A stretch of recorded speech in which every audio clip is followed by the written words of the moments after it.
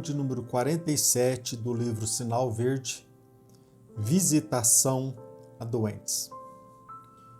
A visita ao doente pede tato e compreensão. Abster-se de dar a mão ao enfermo quando a pessoa for admitida à presença dele, com exceção dos casos em que seja ele quem tome a iniciativa. Se o visitante não é chamado espontaneamente para ver o doente, não insista nisso, aceitando tacitamente os motivos e manifestos que lhe obstam semelhante contato. Toda conversa ao pé de um doente exige controle e seleção. Evitar narrações ao redor de moléstias, sintomas, padecimentos alheios e acontecimentos desagradáveis. Um cartão fraterno ou algumas flores, substituindo a presença na hipótese de visitação repetida em tratamentos prolongados, constituem mananciais de vibrações construtivas. Conquanto a oração seja bênção providencial em todas as ocasiões, o tipo de assistência médica em favor desse ou daquele enfermo solicita apreço e acatamento. Nunca usar voz muito alta em hospital ou em quarto de enfermo.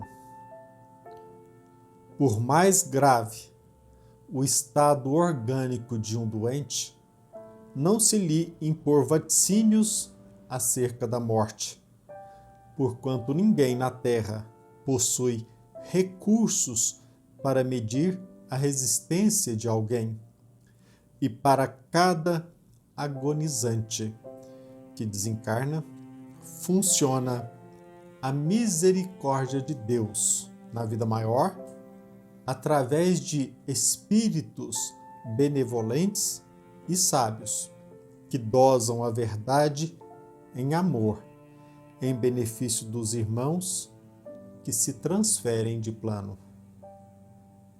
Toda visita a um doente, quando seja simplesmente visita, deve ser curta. Meus irmãos, meus amigos, que a paz de Jesus Cristo esteja conosco. Que as bênçãos do nosso Criador, que as bênçãos de Deus, que elas possam nos alcançar a todos, onde quer que nos encontremos.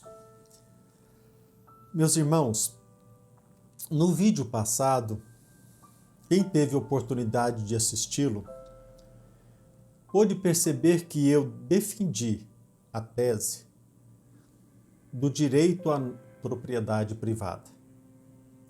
E eu defendi a tese com base, obviamente, na doutrina espírita.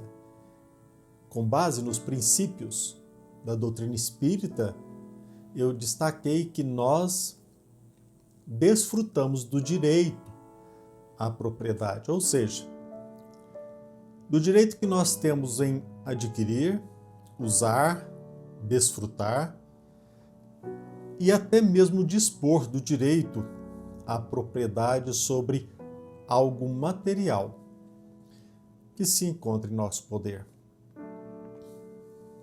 Eu percebi que as pessoas hoje em dia, as pessoas têm encontrado dificuldade em conviver com este princípio basilar da doutrina espírita.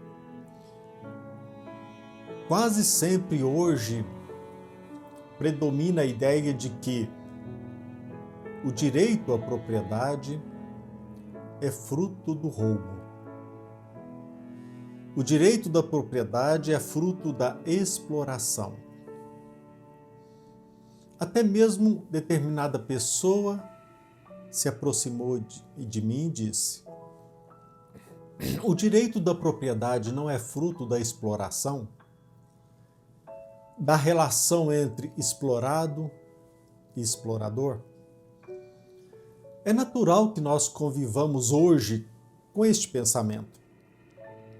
Hoje, não somente nas universidades, infelizmente, até mesmo nas escolas públicas, e pasmem, dentro da doutrina espírita, muitas pessoas interpretam equivocadamente, a meu ver, a doutrina espírita.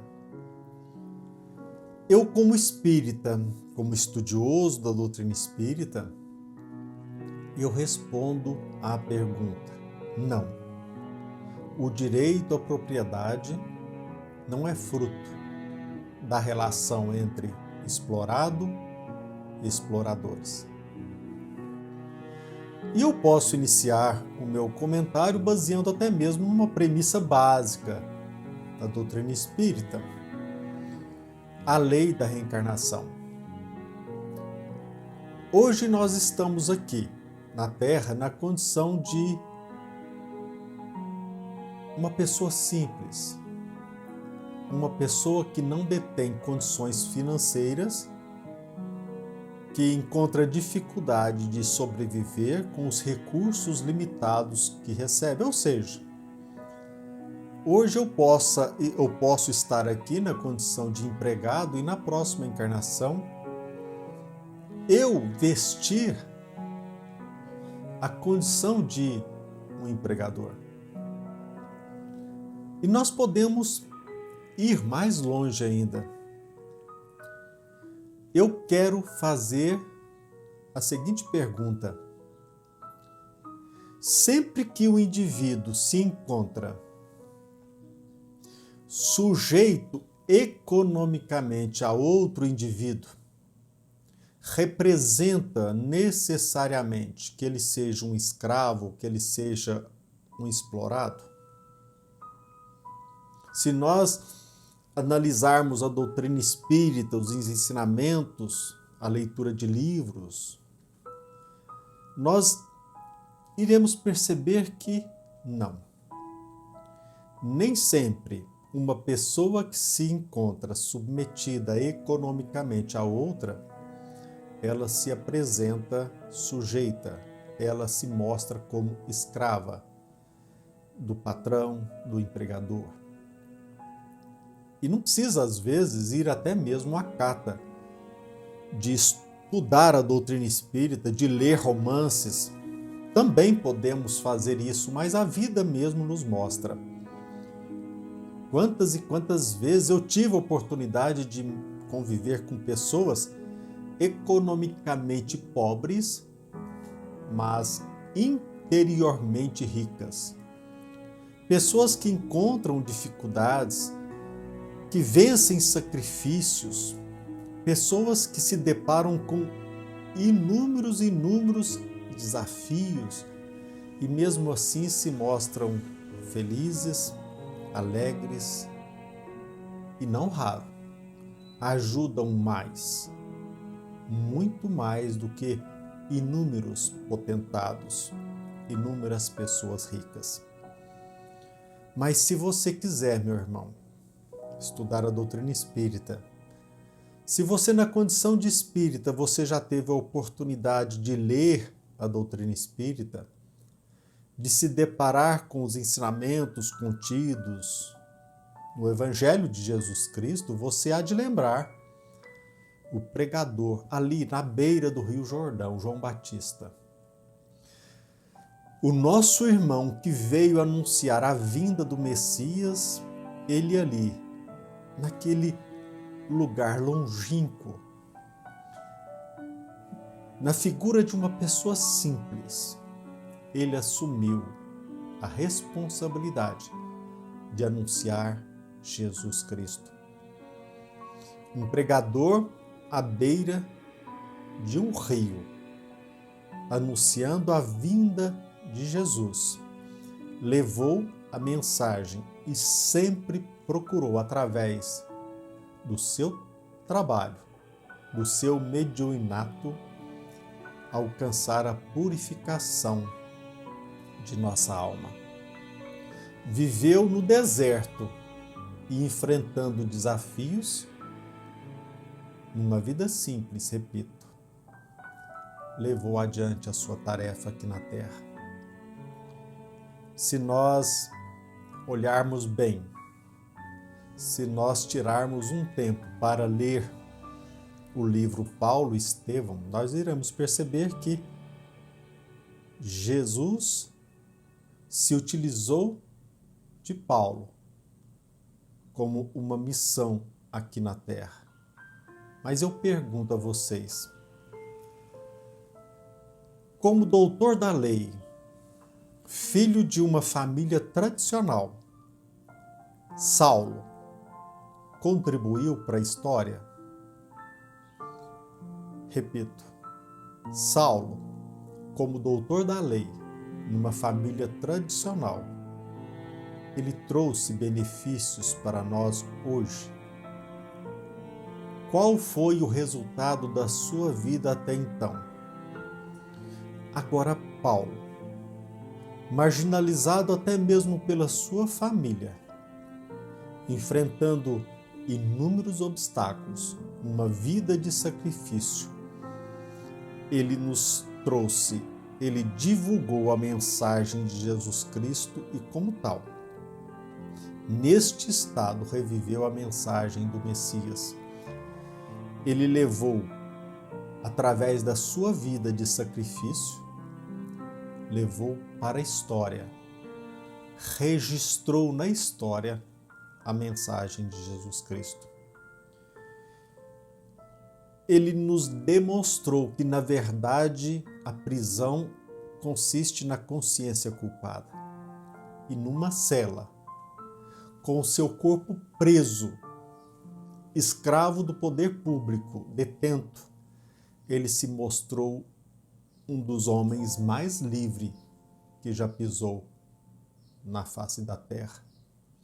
Isso me faz lembrar o ensinamento de Aristóteles. Livre é aquele que é senhor da sua vontade e escravo da sua consciência. Paulo de Tarso, muito embora vivendo uma vida de sacrifício, enfrentando dificuldades financeiras, ele cumpriu o desiderato da sua vida. E quem já teve a oportunidade de ler o livro 50 anos depois, psicografado por Francisco Cândido Xavier, de autoria de Emmanuel, quem já teve a oportunidade de ler esse livro, irá se lembrar do escravo Nestório.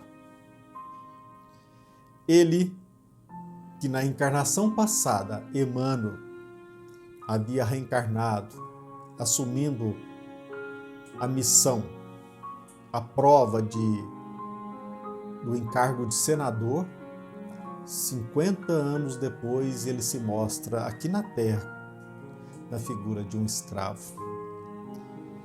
Na obra 50 anos depois, Emmanuel nos traz esse ensinamento maravilhoso, digno. Um ensinamento que deve registrar esta mensagem em nossa alma, de que ele, como escravo, ele assumiu a função de educar as filhas do senador Elvídio Lúcio.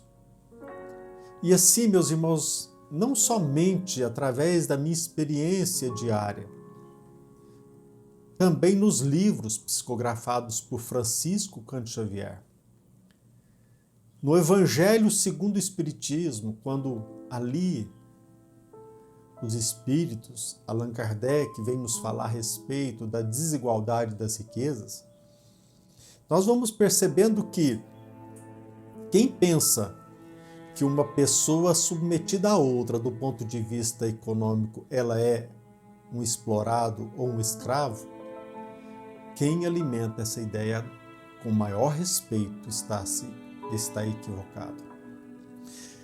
E nós podemos aprofundar um pouco mais se nós aproveitarmos o nosso tempo para ir no Livro dos Espíritos, e lá na questão 811, quando Allan Kardec pergunta a espiritualidade maior: o que vocês pensam a respeito daqueles que defendem a tese de que a igualdade absoluta das riquezas é o meio para a felicidade aqui na Terra? Ou seja, que os nossos sofrimentos, que os nossos problemas sociais aqui na Terra, que estes problemas, eles são frutos da desigualdade das riquezas. Os espíritos respondem naquela questão 811, de que aqueles que assim pensam, eles são, em verdade, sistemáticos, ambiciosos e cheios de inveja. O que nós estamos percebendo hoje, meus irmãos, repito, não somente nas universidades, e eu até vou retificar aquilo que eu disse. O que nós estamos vivendo do último século para cá é que esta ideia equivocada de que o empregado, a pessoa economicamente submissa à outra, é escravo, é um explorado, estas ideias, estas ilusões, elas estão sendo disseminadas há mais de um século, não somente nas universidades, sobretudo hoje nas escolas, não somente públicas, inclusive privadas, onde se dissemina essa ideia de que a pobreza ou a submissão econômica nos leva à escravidão. Nós não podemos esquecer que a dificuldade financeira, sim, é um desafio, é uma prova. Não é fácil uma pessoa hoje, como sempre foi, viver sem recursos financeiros. Mas nós percebemos que esta prova é difícil. Mas a prova da riqueza, ela é muito maior. A riqueza material aqui na Terra, ela é uma prova, e uma das provas mais difíceis. E eu quero adentrar num outro enfoque. Como que nós podemos esperar que possamos alcançar a liberdade abraçando ilusões? Eu tive a oportunidade esses dias de ler uma frase do professor Augusto Cury, que ele diz que há pessoas tão pobres que só têm dinheiro e há pessoas tão incultas que só têm cultura acadêmica. Olha que ensinamento maravilhoso vindo da boca de um médico, de um estudioso, de um cientista, que nos ensina que há pessoas tão pobres que só têm dinheiro e há pessoas tão incultas que só têm cultura acadêmica. E nós estamos assim mostrando para vocês, porque este é o nosso propósito. E mais na frente vocês irão perceber por que eu estou fazendo esse vínculo com a lição contida no livro Sinal Verde, intitulada Visitação a Doentes. Meus irmãos, todos nós desfrutamos de inúmeros recursos. Nós pensamos que talvez, se nós tivéssemos dinheiro, nós iríamos ajudar muito mais as pessoas. Quantas pessoas não alimentam a ideia de que, olha, se eu tivesse mais recursos financeiros, eu poderia ajudar mais as pessoas. Na verdade, quando nós pensamos assim, lá no nosso íntimo, talvez nós estejamos à procura do dinheiro e não à procura de ajudar alguém. Porque nós podemos ajudar a nós mesmos, ajudando o próximo, e ajudando o próximo, ajudar a nós mesmos. E nós podemos fazer isso de inúmeras maneiras, inúmeros recursos. E o recurso financeiro não é condição indispensável para que nós possamos fazer o bem. E eu vejo algo mais grave ainda, um sinal vermelho. Como o Brasil pode se tornar uma nação rica se o pobre pensa que ele é explorado pelo seu patrão? Como o nosso país será próspero se pensarmos que a maior carência do ser humano é a carência financeira?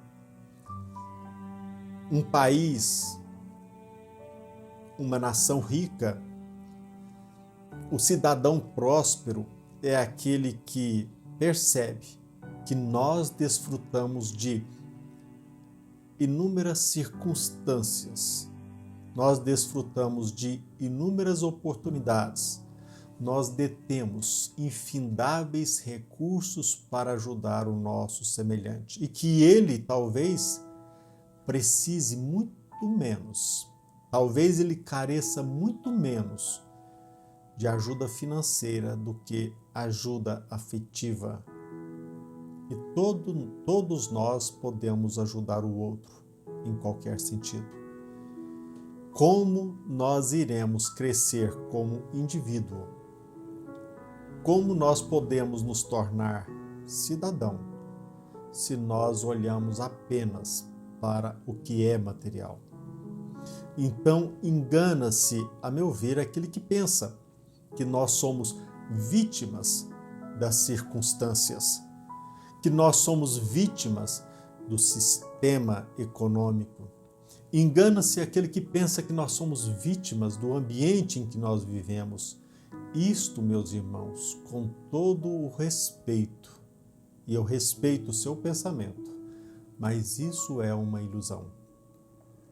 E nós precisamos perceber que em nenhum momento a doutrina espírita nos leva a impor um paraíso utópico aqui na Terra, porque isso é uma ilusão.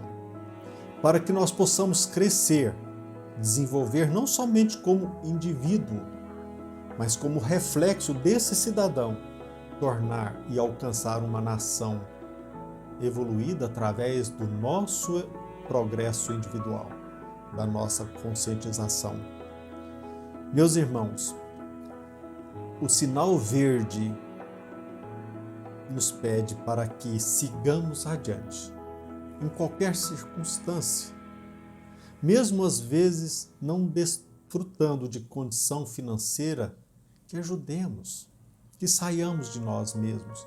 E nesta lição, André Luiz nos ensina mais uma forma de ajudar. E veja bem, aparentemente, o ato de visitar alguém que é simples, porque nós encaramos como simples a vontade, a disposição de visitar alguém, na verdade não é um ato simples, demanda ciência, demanda conhecimento. E o benfeitor espiritual vem nos convidando para a sabedoria. Ele nos pede sabedoria num simples ato de ajudar alguém. Porque às vezes nós atrapalhamos em vez de ajudar. Nós podemos ajudar independentemente dos sacrifícios que nós enfrentamos. Nós podemos e devemos ajudar mesmo diante de inúmeros obstáculos. Nós não precisamos do dinheiro, da riqueza material. Mesmo que talvez nós nos iludamos, todos nós desfrutamos de inúmeros recursos para sermos ponte, para levar a mensagem de Jesus Cristo, como fizera João Batista, como Paulo de Tarso, enfrentando inúmeros sacrifícios, como Nestório e tantos outros fizeram. Se nós olharmos, se nós percebermos bem, nós iremos notar que na história, a maioria dos gênios, a maioria dos sábios vem de uma vida difícil, enfrentando inúmeros sacrifícios, dificuldades não só financeiras, também às vezes dificuldades com problemas de saúde, obstáculos econômicos, sociais, geopolíticos. Quantos e quantos irmãos não venceram todas essas dificuldades e mesmo assim marcaram a história? André Luiz nos traz nesta lição mais uma ajuda. Nos mostra a ilusão como um sinal vermelho. Nos apresenta o sinal amarelo, nos convidando a atenção para que possamos ajudar de forma eficaz. E o sinal verde, para que nós prossigamos vivendo aqui na Terra, aproveitando os recursos que nós temos e mesmo assim continuar levando ao próximo a ajuda, o afeto, a atenção. Sejamos ricos naquilo que o dinheiro não pode comprar. Sejamos ricos naquilo que o dinheiro não pode comprar. Mas jamais pensemos que o dinheiro por si só é um obstáculo à nossa salvação. Deixemos de lado, abandonemos a ideia de que a riqueza material por si só é uma ponte para o inferno. Que Jesus Cristo nos abençoe, que Deus, nosso Pai maior, nos proteja e que nós possamos valorizar a cada dia todos os recursos